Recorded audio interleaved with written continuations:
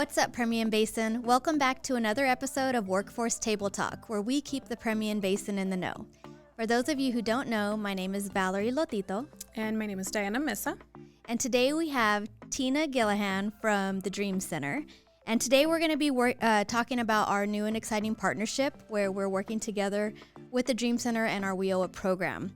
So Tina, can you tell us a little bit about the Dream Center, what you guys do and what your mission is? Sure.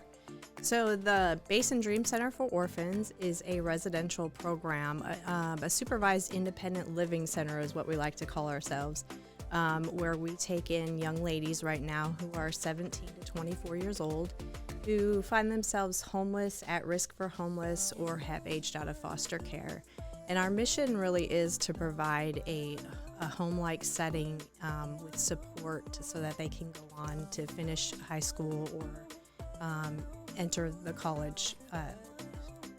into college or the workforce. Okay, so you kind of touched on your customer base. Mm-hmm. So how do these individuals know if they're eligible for your services? Sure. So most of the time we get our students, we call them students, from the high schools. We're very involved in our local high schools, both in Midland and Odessa, and the counseling staff and community and school program is our biggest referral system. So what typically happens is a young lady will end up saying something at school about her home life, and maybe there's she's homeless and living in a car or couch surfing, or something happened within the family unit and they're needing a place to live. And so I get a phone call from the school most of the time. A lot of times it could be CPS, different other referrals sources. Okay, great. And what type of assistance do you provide these young ladies? So they can stay with us for free. We don't charge them anything to come and stay with us, and we provide high school support, college support. We have partnered with Workforce Solutions so that they can learn, get into the workforce. We have a savings program for them to save their money, and we provide driver's license, driver's education. A car was donated to us from Ford School, so we have a whole program for driver's ed, which we're really excited about. Nice. So we provide them food and life skill training and a mentor, and also trauma-focused therapy. And how many young ladies do you normally have in the center? Well, we have a 14-bed facility. In 2020, we were able to help 12 individuals. Oh, wow. Yeah. Well, that's really good. Yep. And what type or what referrals are utilized in this process? So we CPS, the high schools, community school program, also Catholic Charities, or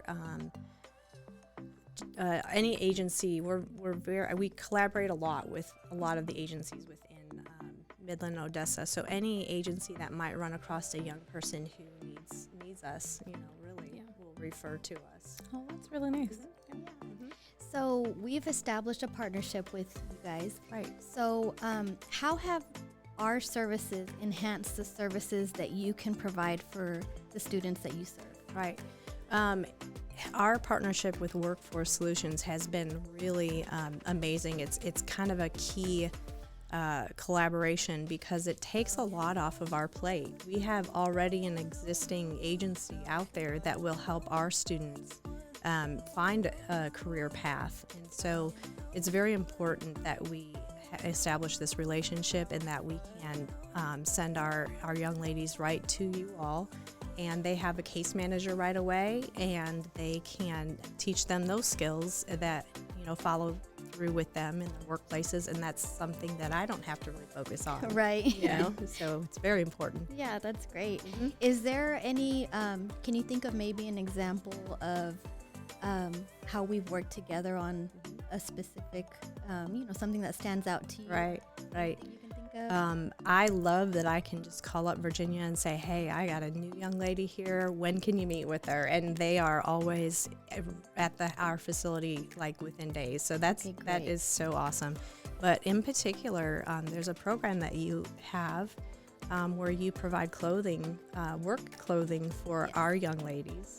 And that was very impactful for myself to see and for the young women that you helped. They had, sometimes they come, well, most of the time they come to us with maybe a backpack. Sometimes it's a Walmart bag with maybe just one extra shirt, or they've come to us with a towel, and that's what they used to sleep with, to cover up with. And so having a program that I know I can put them into the workforce and have case management, but also they're going to get to have clothes provided for their jobs. Those supportive services. It's